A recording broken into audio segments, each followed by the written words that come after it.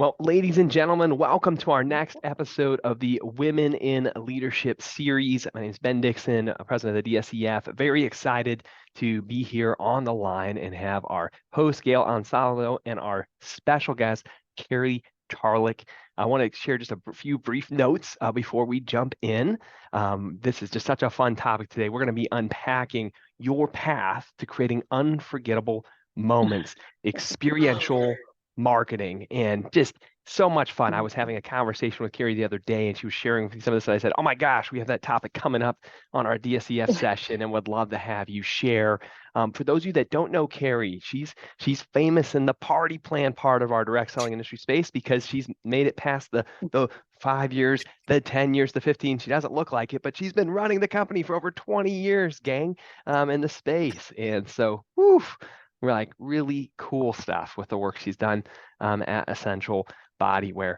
As a bit of a background, if you follow Carrie at all, you've probably fallen in love with some of her inspiration on social media. I just wanted to read one of her posts from just 2 days ago. That I think is so good for her field rep. She wrote, "Believe in yourself and your abilities, because when you do, amazing things can happen. Remember, she believed she could, so she did." Right? I love these thoughts and these highlights you share. You're always pouring into people and letting them know what's possible for themselves in the space. And that's the big thing that's so important in our world. Carrie, just thank you so much for being here today. It's a pleasure to have you on. Well, thank you. Thank you we finally were able to connect. I know we've been trying to connect for a while, but thank you for keeping up with me and targeting that date that we could actually get on a call and do it together. Well, this is perfect. With that, our host today will be Gail Ansaldo. Gail has gathered the questions from the forum. We're talking about experiential marketing, and she's going to kick us off. So, Gail, let's get started. The floor is yours. Welcome to today's DSEF episode, everybody. It's great to meet you, Carrie. And for today's topic, we're going to talk about experiential marketing, your path to creating unforgettable moments. And in a digital age where consumers are constantly bombarded with ads and marketing messages, creating memorable experiences has become more important than ever. With that, my first question is, let's start with the basics. What does experiential marketing mean to you? It's all about the experience. And to me, I think anybody that's in the party plan platform of direct sales is already in experiential marketing, meaning it's all about the experience. We're not here to sell a product. We're here to give you an experience, a memorable experience. It's not just selling a widget. It is the experience you get from going through the process of learning about the product and what the product can do for you. That's such an important thought. I think that a lot of people, we say these words, we say these definitions all the time in social media, and people have their own assumptions of what it really means. And we have to remember that whether folks are doing online parties and party plan today or whether they're in-person parties, the part that made the party special in the beginning was that it was a party. and so I think it was. that's, I mean, think about it. yeah. I literally can't even think about how many years ago Tupperware has started. And it was all about the experience of marketing of the stay-at-home moms who were trying to figure out how to save money with their food storage. I mean, and so it was an educational piece. Pampered Chef went into it with making cooking a little bit easier, a little bit more fun. There's so many of us that, Mary Kay has done it with skincare. I'm like, it is all about the experience. We kind of revolutionized the way women bought bras. I'm like, people weren't going to the store to get fitted for a bra. So we're like, let's make bra shopping fun and at home. I'm going to say bra shopping, swimsuit shopping, and jean shopping, all painful. You got stuck in a dressing room. It was just not fun. And you're guessing and you get frustrated and then you're done. Well, Essential Bodywear, when we started the business 20 years ago, it was about not just showing them what the right bra and right foundations can do for them, but it was also educating them why they're so important. And of course, how to take care of it and educating what a bra is supposed to do for you. So it isn't just about fitting for the bra, but once you put that person in the right bra, the experience that they get for them is unforgettable. They remember that day of like when I got fit. They remember the location that they got. And by the way, I think I was just telling Ben, I was just in Germany last week. Was that last week? It was right before Memorial Day. And I had something on Essential Bodywear, and a lady came up to me that was at the conference I was at and literally pulled out her bra strap. And she's like, I have it on. It's the best bra ever. They remember us. They remember the feeling that they got. They remember that moment of when we put them in the right bra. So it is. And I was telling Ben about another event that I was at, and experiential marketing doesn't need to be just in the home. It can be at events. It can be at conferences. I've been telling my field, think about how many conferences are coming to your town that might be geared towards men. But how many of them bring their wives to those events? And that person putting on that conference might not have anything going on for the women. So I'm telling my women, get in contact with your CVB, which is your convention bureaus, and find out what conferences are coming to town. Be a part of that. Give women the experience they're looking for. I just did a big conference. I was just telling Ben about this. Believe it or not, it was a mechanics conference. Yes, they had a conference for mechanics. 750 mechanics from around the country all came to this event, and they bring their wives to these events. And think about this. The mechanic who is running that individual mechanic shop in your town probably has a wife. That wife or spouse, partner, whatever, is probably doing the books, doing the marketing, doing all that stuff. So she comes to these events, she's there, but she's not there to get trained on whatever mechanics are getting trained on. She's there just to have some fun, right? So the mechanics conference people that we met, the meeting planner for that, she's like, I don't have anything for the women. I don't have anything for them to do. And I'm like, okay, well, we can come. We set up our pop-up dressing rooms. We had 2 dressing rooms. And for 2 days, we fit so many women. This gentleman who is a mechanic came up to me the next day. It was our last day there. He goes, can I hug you? And I'm like, okay, in a day of COVID, you're like, hug, what? And I said, sure. I'm like, hug me. And he came up and he would just thank me for the way I made his wife feel. He goes, my wife can't stop talking about the bra, the experience, the way you made her feel. She's never felt that good. I just want to say thank you. And I'm like, I thought that was the best compliment anybody could ever give me. And getting into experiential marketing, like I said, we need to get out of our own way in the party plan industry. We don't need to be just at home. There's events going around all over the world that have women at it, that have shoppers, that have money. They're looking for experiences to make those events a little bit more fun, a little bit more engaging. I'm like, they're everywhere. There's yoga retreats going on. Mm-hmm. And again, you don't have to focus on women events. You can focus on men events. And this is where I've been telling my field, like, get in contact with these people. Again, CVP, convention bureaus. They're in every city. Every city has one. Find out. Maybe go over there. I've told my field this. Go over there. Fit the women that are working in the office for the bra. Let them experience what we do. And then that way, when they have a conference coming to town and they're like, hey, we need an activity for women. I was talking to one convention bureau.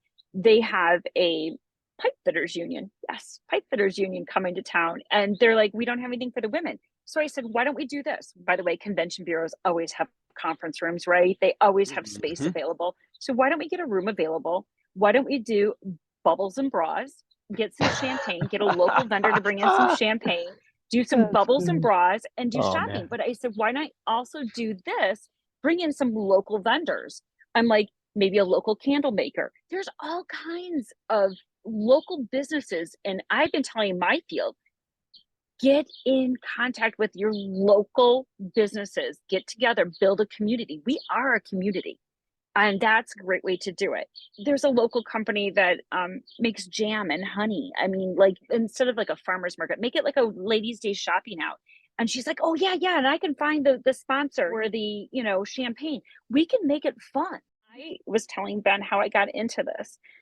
I was trying to find a place for our incentive trip. And it was a last minute thing in 2021. And a hotel I was meeting with actually said to me, she goes, I don't want to talk about the hotel. I was on your website. I saw what you guys do. And you need to be, and I'm going to quote, the Maui Gym of the incentive world. And if anybody knows what Maui Gym is, Maui Gym are those sunglasses, which are fabulous sunglasses, by the way. In fact, I just had a call with Maui Gym a few minutes ago with a potential lead for me. And again, it's all knowing, networking. But anyways, I'm getting off track here. But the thing was, she said to me, she goes, I have all these events going on at my hotel. The men get the PGA golf tours. She goes, they get the hand rolled cigars. They get all this. And what do the women get? She goes, maybe some time at the spa, maybe. And then she goes, I have women's leadership events all the time at my hotel. And every experience or item is always geared towards men. She goes, give women what they really want, which is the best fitting bra. And she goes, and you got that. And she's right, we do. So that's kind of where we started with this whole experiential marketing of getting into doing events and conferences. And it has really grown for us, and it's really opening up markets, but there's no reason that anybody else can't get into this. Because again, it starts with your convention bureaus. It starts with finding out where those conferences are happening at. And back up to the lady from the conference I was at, she said to me, she goes, the thing is, when you fit them for a bra, she goes, that client's wife will remember my hotel, will remember my event, and remember my experience. And she's absolutely right. Like when I started in this journey, I start running into people and people are like, oh my gosh, I met you in, Denver a year ago. I love this bra. It's the best bra ever. And the next thing I know, they start telling everybody about it. So, and that is what direct selling is. When we share, when we fall in love with a product and we get excited about that product, there's a way to open up what we're already doing and expanding. So instead of being at the home party, which by the way, I was telling Ben, home parties are definitely have been down. They've been down since the pandemic. Absolutely. But I told Ben this the other day, my KOIs actually show my attendance is up. So my parties are down, but the attendance used to have 5 to 6 people. And now we average 8 people at an event. That's a big difference. Our parties Holy were cow. actually higher. And our party difference. Before that was right around 1,000, 60%. 900 to 1,000. And we were like at 1,200 last year. That's huge, you guys. So I'm not saying parties are dead. I'm saying we need to expand our vision of what else we can do to offer the experiential marketing.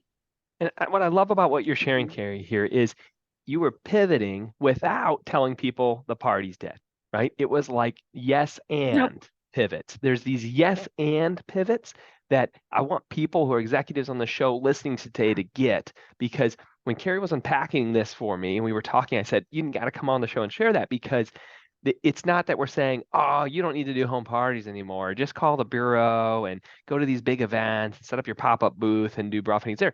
No, Carrie's telling her members, hey, you keep doing your parties, but in addition to, look at these big opportunities that you can go land over here when this event comes to town. And I just want to share, this is not just for party plan companies with bra fittings. There's a direct selling company that does energy in America. There's a couple, they do deregulated energy. If you're familiar with ACN or if you're familiar with ambient energy, you'll notice that companies like that have pivoted from just calling friends, doing events, or going door to door to say, would you like to save money on your energy, which is their traditional methods. What's so cool is I'm seeing people now all around our town here in Illinois set up little tables outside of their Home Depot, set up little tables outside of Lowe's, because people who are at Home Depot and Lowe's, guess what? They're into, how do I make my home better? And guess what? You can set it up. We have a number of clients I work with that are in the solar space. Solar is this game where the commissions are huge, gang. Someone makes $8,000 per solar install, and it's all financed because of our wonderful U.S. government, right? And there's people selling solar with a table outside of Home Depot, a table outside of Lowe's. What's so crazy is I've seen these people get to the spot of, and you have to check on the rules of your own company, right? But you are here on the line, you're an executive, so but incentivizing the application. There's a group, I don't go to the movies often, but went to a movie with my kids. There was a group offering a $30 gift card towards the concession stand at the movie if you'd apply to switch your electricity. So you lose nothing. They get the sale in their MLM company, and you had $30. They covered your. They created an experience of, hey, you're right there at the theater anyway. You're going to grab some food with your kids. Guess what? All they needed was your name and address and application, and they've switched over their energy provider. And so you want to start hearing these things, because whether you're in solar and you're selling, hey, let's put, here, we'll give you a $20 Lowe's gift card if you apply today for solar to be flipped on your roof. Who's not going to pause in front of a Lowe's for $20 in order to apply for solar panels. So you start to think about these easy ways that are so much more than just calling your friends and family, which you should be doing, right? That are so much more than just the traditional door-to-door knocking if you're in those industries, or hosting a party. It's the both and pivots, gang. Yeah. I want you to hear that from what Carrie's sharing. Yeah, go ahead, Carrie. Yeah, and there's other things. Like, we've been doing this for years, even before COVID, was partnering with local people who do Botox. So we would do Botox bras and bubbles, and trying to come up. And by the way, again, I keep telling my field, it's about building a community. It is getting together with the people in your community and doing things together. If a woman wants to come in and get a little filler, she can also get a little lift and sip on some champagne in the comfort of the office of my dermatologist. Actually, my dermatologist and I were talking about it. Partnering with people in your community is huge.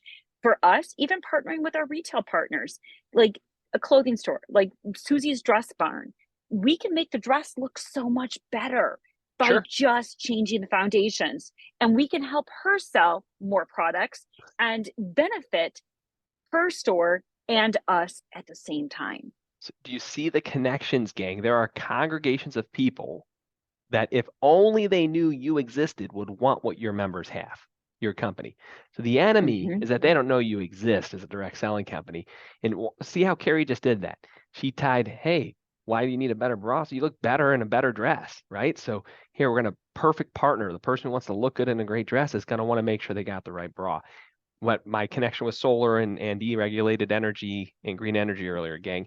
People who are at their home, working on their house, they're at Home Depot, they're at Lowe's, they're at a movie theater, they have a house, right, that they own, right? Because they're not going to the hardware store if they're renting, right? Hey, they're going to be interested in that offer. You're going to have a higher ROI on your time.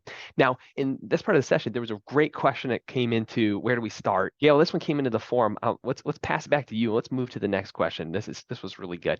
Sorry. I could talk about this all day. It lends right to where we're going. Let's do it. Go ahead, Gail. For executives who are seeking to create new customer experiences, where would you invite them to start? So it's a framework question. How do you even start this? Yeah. Okay. So I would kind of what I've started on this journey, I would start with getting to know your meeting planners in the area. But the first thing I would do is what I told my field, your CVBs, talk to them.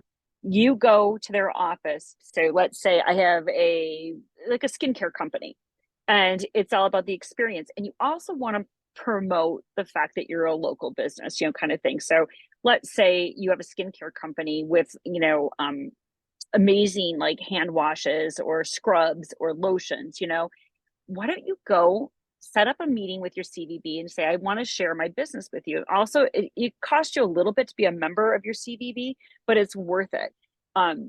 Kate, my operations manager, and I are so tight with our CVBs here in Michigan that everybody knows who we are. And I would suggest you start there. And then my next place I would start is there is a couple trade shows that are really big, but really worth it to get into. And one would be IMAX. It's in Vegas in the fall, and get a booth and talk about your experience. And it's called VIP experience. And you want to be in that booth, in that area of the trade show. That's where all your hotels, your conference centers, your conventions, it's where all the buyers from all over, or planners, I should say, not buyers, planners from all over. That is where I would start at. And again, it's in Vegas and it's in October. It's called IMAX. And then if you don't want to spend the money on that, I'd start with your CBBs, which are convention bureau areas. And I'm sure every city has one. Small, large, they have them all. Because they're all trying to promote their area for you to come have a conference at. So, I have to tell you about our very first event we did. The very first event I got from a meeting planner was a referral. It was a team building event, which again, think about what we're doing with all of our field, trying to get them back engaged, right? So one of the experiences they were doing was trapeze jumping, which if anybody that knows me, I'm terrified of heights, terrified. But I also have a lot of FOMO. I have like, oh my gosh, that could actually be really cool. I got to try it. Don't know if I would actually do that one, but I've jumped off a cliff. I've zip lined, but I don't know if I could actually do trapeze jumping. But anyways, so the team did trapeze jumping. And so she had an extra buy. So she had extra money to spend on her team. So she decided to give each one of them a bra and a panty, which was $100 per person. And then I sent in one of my fit stylists to the event. So she came in, and you have to know that the owner of this company didn't think much of this, but the planner was really pushing it, going, oh my gosh, your ladies are going to absolutely love this, because the team building event was all women. So she's like, you got to have her come in and do this. So we did. We sent one of our fit stylists to the area. It was in Santa Barbara.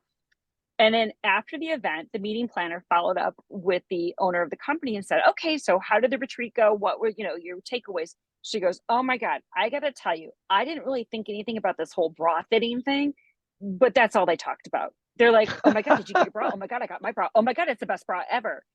We beat out. Think about this for an experience.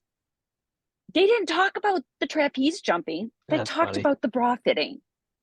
That's huge. Again, it's about the experience that we offer. And you know what? I think for years we forgot about that. That's what we do. We offer an experience. So I just had to share that story. But for people to get started, I would start there. I would also start, connect meetings. There's all different kinds of places to start at. And it's a whole world of opportunity for all of us. So the next question is, what framework would you invite other executives to use when judging the power of an experience for their members? That's a great question. How do you know where to focus and where to say no? I don't know the answer to that one. Say it again. Let me think about this one. What framework would you invite other executives to use when judging the power of an experience for their members? I don't know everybody else's products to actually do that, but it's the feedback that we always got from our customers was that it was game changing for them. Sure. And so we always knew we had this experience because that's what we heard back from our customers, is how we made them feel, like the mechanic. Making his wife feel the way that she did. Like, those things have been happening for us for years of thank yous. Like, what we offer them is an experience, and your own company of what kind of experiences they are. Some of it, like, I'm going to make 31 gifts, personalized bags. Who doesn't like to see their name on a bag? I just was at an event where Ireland was there, and I'm wearing my green, and in their booth, this is personalization. They were giving away Waterford crystal, and they had a professional engraver right on stand. Do you know that guy had a ton of people around him watching their name get engraved? Sure. I mean, it was really cool. And I think about 31 gifts. People like to see their name. They like to see their name. So the experience that they offer, and for people who have unusual names like me, I have Carrie, Carrie. For years, I could never find anything with my name on it. I think that's an experience that when they get their package and they get that, oh my gosh, I don't know how they could do it on site, but I do know that the package, when it arrived to the customer, will be meaningful. As well, Carrie, with what you were sharing on the call too, I think that the framework key, you realized quickly that your experience of bra fitting for your members was so unique that it made other people's experiences better. So business outings, conferences, all these other things, you realize that was where it added value. And what I'm hearing when I see this framework part that I think is important is you have to first identify where your target audience already needs what you have and where they're already congregating. When I think of a framework, for those of you that are listening, you don't just say, oh, this is my wild harebrained idea to run with. The framework is supposed to help us make sure it's effective. And so we start with, hey, are these people our actual customer that are congregating here? So Carrie said earlier on the podcast, she said, hey, their wives come with, and wives need bras. So it fit for the men at the mechanic seminar. And the example of Home Depot and Lowe's earlier is that person's a homeowner, if you needed to reach a homeowner for your company.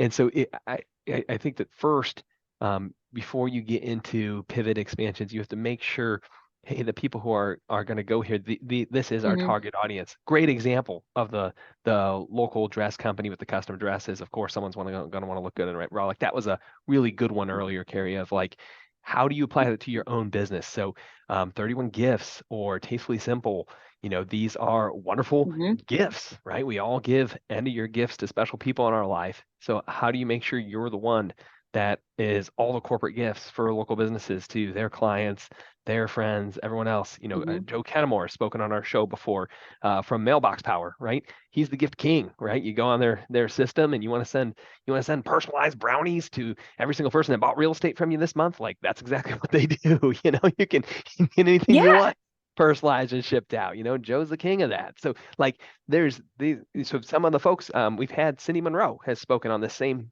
channel. She Mm-hmm. spoke about doing good in your world. Cindy's the founder of 31 Gifts. So if you Yeah. listen to previous episodes, you can hear that. But for yourself in a framework, I would start with, is our customer already congregating there? And then how are we complementary to that existing experience? And it's one of those things where 1 + 1 = 5 or 10 instead of 2 Mm-hmm. when you put the two together. And that's what I'm hearing out of what Carrie's sharing today. All right, let's go to our final question for the session. Thank you so much for your insights, Carrie. Experiential marketing definitely allows brands to connect in a deeper level to their audience. And I think what you said about personalization is super important. If executives only have the time to apply one thing from all that you shared today, what one thing should they focus on? I think it's thinking outside of the box. It's where it's being open. I was actually telling Ben this, that like when that hotel said that to me, I never thought about this, but it was like taking someone's suggestion and like really thinking it through, because you get suggestions all the time. As an owner of a company, I'm going to tell you right now, my inbox on LinkedIn is filled, and I probably don't get through half Opinions. my messages on there. Yeah. Yeah. Opinions, suggestions, you can do this. But if something kind of pings you and it makes you can't stop thinking about it, you're like, huh, I'm like, you really start to like really think through it. And I think that the thing is being open to ideas and being, why not give it a try? Put your team together, talk through it. I did go talk to some meeting planners to get their input before I even launched into it. I probably talked to 50 meeting planners before I actually launched into it. There you go. And every one of them said, you need to do this. We're always looking for different experiences. They were telling me about how they've given out Tom's shoes. They've given out a jean bar where they had jeans set up. She said that got troublesome because they didn't have all the jean sizes. They're always looking for some kind of different experience that is a memorable experience. That is what all of us offer, regardless of what it is. We all offer some, especially in the party plan industry, because that's why we started the business, because we wanted people to come into someone's home and be open to the experience that we're offering them. Before we forget, another thing with the experiential marketing is also doing the give back, because you brought this up that Cindy talked about, the give back. We have a program called Project Uplift. So we are really promoting that with our meeting planners and with our home parties and with our businesses. We're all the venues that we market in, we promote this, because I ask people this: how many bras do you have in your drawer right now that you don't wear and you spend a lot of money on? How many? I'm 10, 15. And you don't want to throw them away, because that just clogs up a landfill. So what we do is we turn our events, all of our events, home party, personal fittings, local businesses, we do all of this. We collect those bras, we sort through those bras, and then what we do, we give them into that community. So like if you collected them in Detroit, we drop them off at a girls' school in Detroit, or a women's shelter in Detroit, or Chicago. Even better yet, our incentive trip that we did a few years back, we did to Jamaica. We brought all our bras in, and one of our fit stylists organized with a church in Jamaica, and we brought all the bras down to Jamaica. And I'm sure Jamaica thought we were crazy going through, security. She went up to that church and she fit all those women. She had probably 100 women waiting for her at the church, and she fit all the women and donated the bras. We do the same thing. Like there's a girls' school here in Detroit where we took our donated bras and we went and fit all these girls with the bras. So always having that give back component too to your experiential marketing actually ties the package together, and it's a win-win for everybody. You guys got to hear, there's studies and studies and studies right now that if I hear a lot of executives saying, oh, we want to get that 20-year-old, the 35-year-old representative pumped about our brand. We got to replace. Do you know what they want? They want companies that do good. It's in all of the studies. We did a full 1-hour session with Cindy Monroe from 31 Gifts, Sam Castor from his story at Manatech and Alavea with the millions of dollars of vitamins they've given away to little kids overseas in orphanages. To then we had Peter Hirschon with his work. We had all three of them on a session. Gail will link it in the show notes. So if you're listening on Spotify, YouTube Live, watching on LinkedIn, do click on the show notes. And we spent a whole hour unpacking what Carrie just said, and I don't want you guys to miss that. Cindy talks about her work with young women and education, and that doing good component. Okay, I'm not talking about we're not talking about capitalism versus equity and the argument America is in right now about that at all. We're just talking about having purpose and profit in what we're talking about here. Okay, I'm politically, whether you're Republican, Democrat, Independent, that's not at all what Carrie's saying or I'm saying at all in this. We all can be on the same page with, hey, we can have opportunities to do good in our world that's so polarized at times. Just create opportunities to do good, because it is many times that's the experiential moment your reps remember. And it's the part they share through tears at your conventions and say why, when they're going through hard times, why they stick with this company is because not only did I learn, not only did I grow my skills, I'm a better person. Because look at the evidence of the good that was done by me being involved in this organization. Can your members say that? It's a powerful note to leave on. Now, Carrie, it is such a treat to have you here today. I'm so grateful to enjoy this time with some beautiful Midwest weather. I'm in Chicago, just across the lake from you, and I'm in the office today. I should have gone on the patio too. This would be too much fun. Getting to This see is you my out on the office. porch. Like, This is the office. I love it, and we're just super grateful to have you here today. For closing notes, Gail, for those that are watching on the stream, if they are not yet subscribed to the different podcasts we have, go ahead and share where they can subscribe as we wrap up the show. Go ahead. You can listen to us on Spotify, Anchor, Apple Podcasts, and iHeartRadio. And we do live streams every Wednesday. So Tuesdays, and Thursdays on LinkedIn and Facebook. So you can just follow Naxim. And of course, if you haven't yet, join the DSEF community on both LinkedIn and Facebook as well. So the DSEF Forum is an invite-only platform of direct selling executives from around the world. There's not a bunch of vendors in their pitching gang. It's literally executives and strategists like this. This is not like the koi pond of certain events in our industry where you show up and it feels like a feeding frenzy, right? Sadly, some of our industry events have turned into like 8-to-1 vendor to company executive ratio. And so that is not at all what you're going to experience in the DSEF. By the way, if you come out to the LinkedIn group, it's a great place where you can be asking the questions to the moderators, just like the ones that were asked here today. We do find speakers and we bring them out to share real stuff. You may have a topic you'd like to speak on, submit it to us in the LinkedIn group.